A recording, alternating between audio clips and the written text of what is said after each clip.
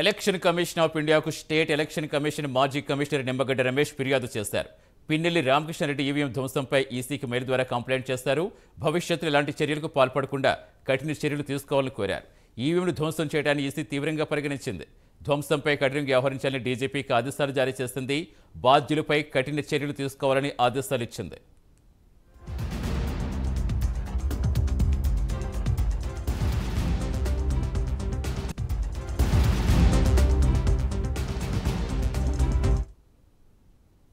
పూర్తి సమాచారం ఇచ్చేందుకు మా కరెస్పాండెంట్ రవికృష్ణ జరుగుతున్నారు. Good morning Ravikrishna. సో అది చిన్న విషయంగా అనిపించడం లేదు. ఒక ఈవీఎం ధ్వంసం చేయడం అంటే ఈసీ ఏ స్థాయిలో తీసుకుందో మనం అర్థం చేసుకోవచ్చు. అంటే ఎలాంటి యాక్షన్స్ ఉండొచ్చు దీని మీద, అసలు ఏం చెప్తున్నారు అధికారులు? ఇప్పుడు తాజాగా రమేష్ ఇంకా తన ఫిర్యాదులో ఏం పేర్కొన్నారు? అంటే ఈ ఎలక్షన్స్ అయిపోయిన నాటి నుంచి కూడా ప్రత్యేకంగా ఈ పల్నాడు ఏరియా, అదే విధంగా కూడా తాడిపత్రి అంటే అనంతపురానికి సంబంధించిన ప్రదేశాల్లో మాత్రం పెద్ద ఎత్తున కూడా విధ్వంసాలు జరిగినాయి. అదే విధంగా కూడా ఒక రకమైనటువంటి అరాచకం అనేది సృష్టించడం అనేది జరిగింది. దీని మీద ఎలక్షన్ కమిషన్ చాలా సీరియస్ గా కూడా టర్న్ అయినట్టుగా కూడా తెలుస్తుంది. ఈ నేపథ్యంలోనే డీజీపీని పిలిపించారు ఢిల్లీ, అదే విధంగా కూడా సిఎస్ ని కూడా పిలిపించారు. వాళ్ళకి ఇంత పెద్ద ఎత్తున కూడా అక్కడ విధ్వంసం జరుగుతున్నప్పటికీ మీరు ఎందుకని దాన్ని కట్టడి చేయలేకపోయారు అని వాళ్ళ దగ్గర వివరణ తీసుకోవడం జరిగింది.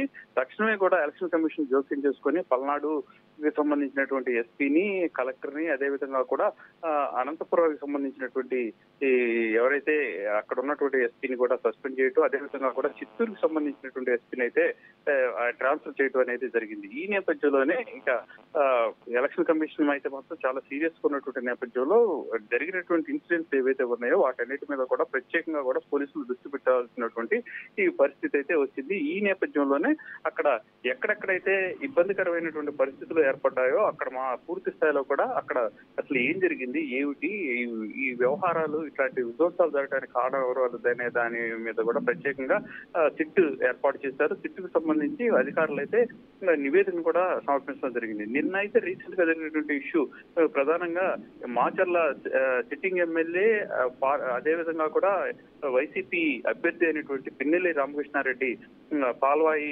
గేటు ఊర్లో అక్కడ ఈవీఎం ధ్వంసం చేయడం అనేది మాత్రం వీడియో బయటికి రావడం చాలా సంచలనంగా మారింది. ఎందుకంటే ఒక ప్రజాప్రతినిధి ఈవీఎం ద్వారా ఓటు వేస్తేనే గెలిచినటువంటి వ్యక్తి అతను అటువంటి సందర్భంలో ఈ విధంగా కూడా తనకి ఓటు వేయట్లేదు, తన పార్టీకి ఓటు వేయట్లేదు అనే ఉద్దేశంతో ఈవీఎంని ఆ విధంగా కూడా ఎత్తి ధ్వంసం చేయటం మాత్రం ప్రతి ఒక్కరు కూడా సీరియస్ గా పరిగణిస్తున్న పరిస్థితి కనుక పార్టీలు కూడా సీరియస్ గానే తీసుకున్న పరిస్థితి అయితే ఉంది. ప్రధానంగా ఈ ఈవీఎం ధ్వంసం అనేది మాత్రం చాలా కీలకమైనటువంటిది. ఈవీఎం ధ్వంసం చేయటం అంటే మాత్రం ఒక రకంగా ఈ ఎలక్షన్స్ ని సవాల్ చేయటమే, చట్టాన్ని కూడా సవాల్ చేసినటువంటి పరిస్థితి. ప్రజలు తమ ఓటు హక్కును వినియోగించుకునేది ఈ ఈవీఎం ద్వారా ఓటు హక్కు వినియోగించుకునే సందర్భంలో తనకు అనుకూలంగా ఓట్లు లేవని ఈవీఎం ని ధ్వంసం చేయడాన్ని మాత్రం తీవ్రంగా పరిగణిస్తున్నారు. ఈ నేపథ్యంలోనే ఆయన మీద కఠిన చర్యలు తీసుకోవాలని చెప్పి అందరూ కోరుకుంటున్నారు. ఇదే విధంగా కూడా నిన్న ఎవరైతే నిమ్మగడ్డ రమేష్, ఆయన ఎలక్షన్ కమిషన్ మాజీ చైర్మన్, ఆయన ఇక్కడ ఎలక్షన్ కమిషన్ ఆఫ్ ఇండియాకి మెయిల్ చేశారు. ఇటువంటి విధ్వంసాలు చేయడం అనేది చాలా దారుణమైంది, ఒక ఆటవిక సామ్రాజ్యం లాగా కూడా ప్రవర్తిస్తున్నారు.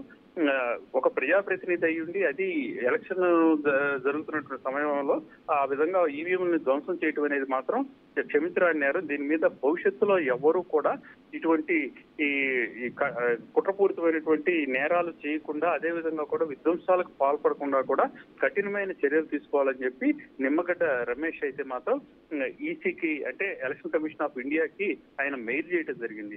దీనికి సంబంధించి ఎలక్షన్ కమిషన్ కూడా చాలా సీరియస్ గా కూడా ఉన్నట్లుగా కూడా రియాక్షన్ అయినట్టుగా కూడా కనపడుతుంది.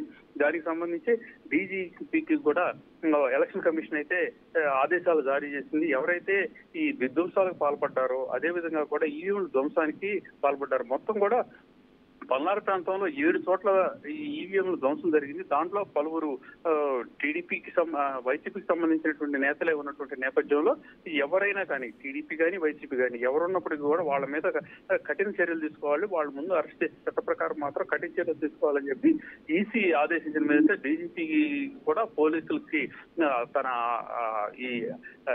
ఈ విధంగా కూడా ఆయన ఏంటంటే ఆదేశాలు జారీ చేశారు. ఆదేశాలు జారీ చేసిన నేపథ్యంలో ప్రెసెంట్ అయితే మాత్రం ఏదైతే ఈ ఈవీఎంల ధ్వంసం ఎక్కడెక్కడైతే జరిగిందో దాని మీద మాత్రం సీరియస్ యాక్షన్ కి తయారయ్యారు. దానికి సంబంధించినటువంటి వ్యక్తులు ఎవరైతే ఉన్నారో వాళ్ళందరినీ తక్షణం కూడా అరెస్ట్ చేసేందుకు కూడా పరిస్థితి అయితే ప్రస్తుతం కనపడుతూ ఉంది. అలాగే పిన్నెల్లి రామకృష్ణారెడ్డి ఒక ప్రజాప్రతినిధి అయ్యుండి, సిట్టింగ్ ఎమ్మెల్యే అయ్యుండి, వైసీపీకి సంబంధించినటువంటి అభ్యర్థి అయ్యుండి ఈవీఎంలు ధ్వంసం చేయడం అంటే ఒక పార్టీకి సంబంధించి తన పార్టీకి ఓటులు రానటువంటి నేపథ్యంలో ఈ విధంగా ధ్వంసానికి పాల్పడతారా అని అందరూ అయితే ప్రశ్నిస్తున్నారు. అంటే ప్రతి చోట కూడా ఒక పార్టీకే ఓట్లు వచ్చే పరిస్థితి ఉండదు. కొన్ని గ్రామాలు కొన్ని పార్టీలకి కొంచెం లైజనింగ్ గా ఉన్నటువంటి పరిస్థితి ఉంటుంది, అక్కడ పట్టు ఉంటున్నటువంటి పరిస్థితి ఉంటుంది. అదే విధంగా కూడా ఇది ఏదైతే పాల్వాయి గేట్ అనేది టీడీపీకి సంబంధించి పట్టున్నటువంటి ప్రాంతం, అక్కడ జరిగినటువంటి ఓటింగ్ సరళను చూసి ఈ విధంగా ఈవీఎంలను ధ్వంసం చేయడం ఏంటి అని అయితే ప్రశ్నిస్తున్నారు.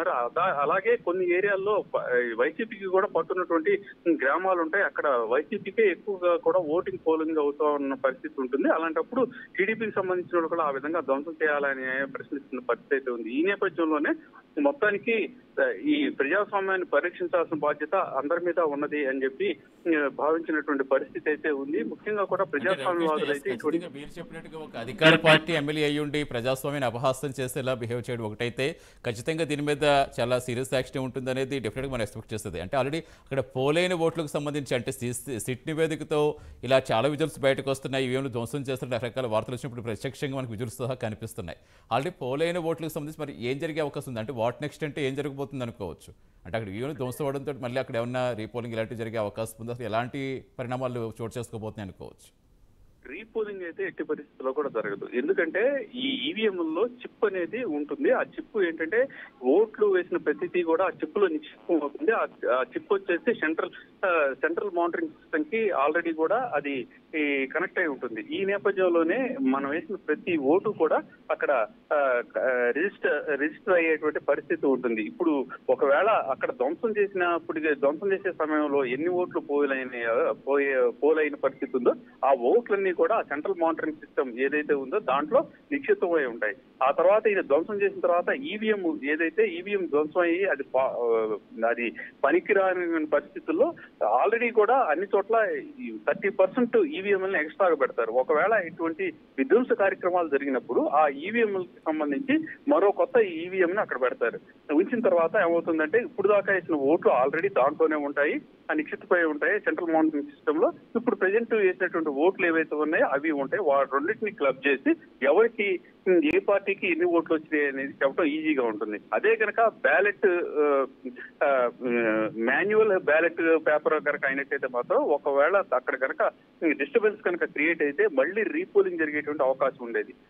చాలా చోట్ల ఈ విధంగా కూడా విధ్వంసాలు అంటే 7 చోట్ల పల్నాడు ప్రాంతంలో ఇటువంటి ఈవీఎంలను పగలగొడతాం కానీ ఈవీఎంలు ధ్వంసం చేయడం కానీ జరిగినటువంటి నేపథ్యంలో అక్కడ రీపోలింగ్ ఎందుకు జరగలేదంటే ఆల్రెడీ రీపోలింగ్ చేయకపోవడానికి ప్రధాన కారణం ఏంటంటే ఈవీఎంలు ఏవైతే ఉన్నాయో ఈవీఎంలో చిప్ ఉంటుంది. ఆ చిప్ లో అప్పటి వరకు ఉన్నటువంటి ఓట్లన్నీ కూడా దాంట్లో నిక్షిప్తమై ఉంటాయి. అవి ఆల్రెడీ కూడా సెంట్రల్ మానిటరింగ్ సిస్టమ్ తో వాడి ఉంటున్నటువంటి నేపథ్యంలో ప్రతి ఓటు ఎన్ని ఓట్లు పడినాయి, ఏ విధంగా పడినాయి అనేది మాత్రం అక్కడ ఆల్రెడీ రిజిస్టర్ అయి ఉంటుంది. కాబట్టి ఇక ఇబ్బంది అయితే ఉండదు. కాకపోతే ఏంటంటే ఒక ఛాలెంజ్, ఒక ప్రజాస్వామ్యతంగా కూడా జరుగుతున్నటువంటి ఎన్నికలు, అది ఒక అధికార ప్రతినిధి అయి ఉండి అధికార పార్టీకి ఎమ్మెల్యే అయి ఉండి అదే విధంగా కూడా ఒక పార్టీకి అభ్యర్థిగా కూడా అయి ఉండి ఈ విధంగా ధ్వంసం చేయటాన్ని మాత్రం ప్రతి ఒక్కరు కూడా అసలు హేట్ అనే పరిస్థితి అయితే వచ్చింది.